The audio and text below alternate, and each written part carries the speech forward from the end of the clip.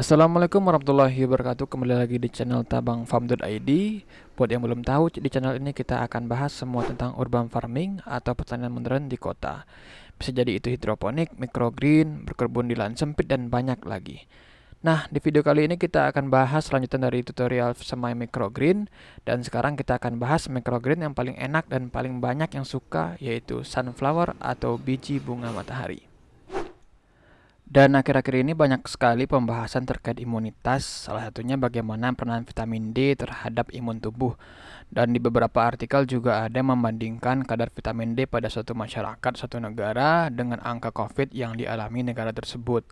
Dan menarik sekali hasil risetnya bahwa menyatakan bahwa semakin tinggi kadar vitamin D dalam suatu masyarakat sebuah negara, angka kematian dan angka case dari COVID itu sendiri juga lebih sedikit dibandingkan negara yang memiliki kadar vitamin D yang kecil pada masyarakatnya.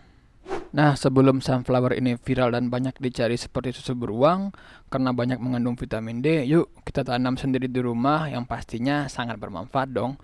Nah, buat teman-teman yang belum subscribe, silahkan subscribe terlebih dahulu supaya tidak ketinggalan video-video berikutnya. Dan kalau sudah, yuk kita simak tutorial berikut ini. Oke, pertama langsung saja siapkan tray. Di sini kita tidak menggunakan media tanam, jadi kita bisa menggunakan tray yang bolong-bolong. Nah, di sini kemudian benih yang digunakan adalah benih black seed sunflower dan ini sudah direndam selama 2 sampai 3 jam.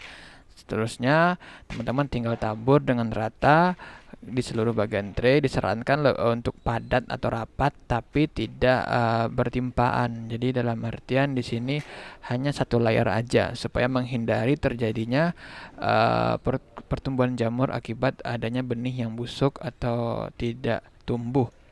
Karena dalam menanam sunflower dengan keadaan tanpa media tanam ini memang sedikit susah gampang. Namun ketika kita berhasil, hasilnya akan lebih baik dan juga lebih bersih tentunya dibandingkan ketika menggunakan media tanam.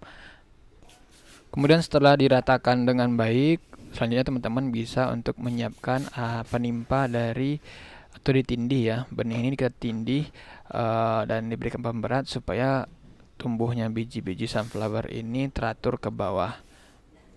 Selanjutnya benih ini kita simpan dalam keadaan gelap selama kurang lebih 2 malam dan setiap harinya teman-teman harus mengecek juga dan memastikan tidak terjadi kekeringan. Caranya dengan menyemprot secara rutin, secara tipis saja, jangan terlalu banyak karena sunflower ini sangat sensitif terhadap air.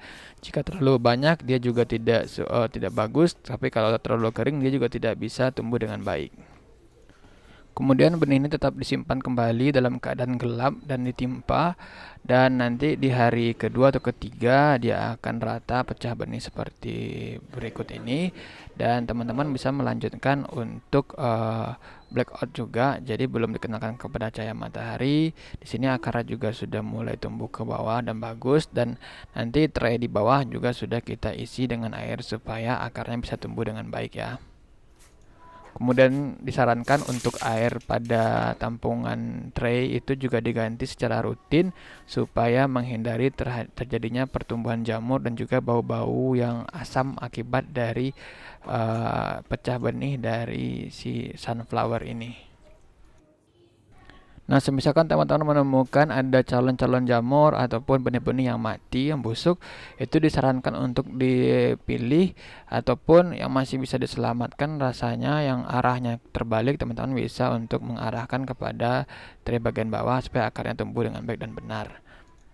Untuk benih-benih yang hampir berjamur itu silakan dibuang saja supaya jamurnya tidak menyebar kepada benih-benih yang lain. Kemudian kita simpan kembali, namun tidak perlu ditimpa lagi. Kita biarkan dia tumbuh dengan baik, namun disimpan dalam keadaan blackout juga, tetap tanpa cahaya matahari supaya merangsang si sunflower bisa tumbuh dengan lebih tinggi.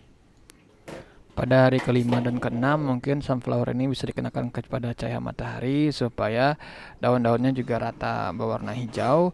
Dan selanjutnya semisalkan sudah dirasa cukup tinggi dan cukup besar, sudah muncul daun ketiga dan keempat, daun sejati, teman-teman bisa melakukan panen yaitu dengan memotong dari bagian bawah batang sampai pada daun. Ya kira-kira berukuran sekitar 10 sampai 15 cm, itu udah sebuah ukuran yang ideal untuk microgreen sunflower. Jadi dalam waktu kurang dari 2 minggu, teman-teman sudah bisa untuk panen microgreen sunflower. Ya kira-kira di hari ke-8 sampai hari ke-10 itu sudah bisa. Namun optimalnya mungkin di hari ke-13 sampai dengan hari ke-15 itu sudah cukup bagus dan maksimal.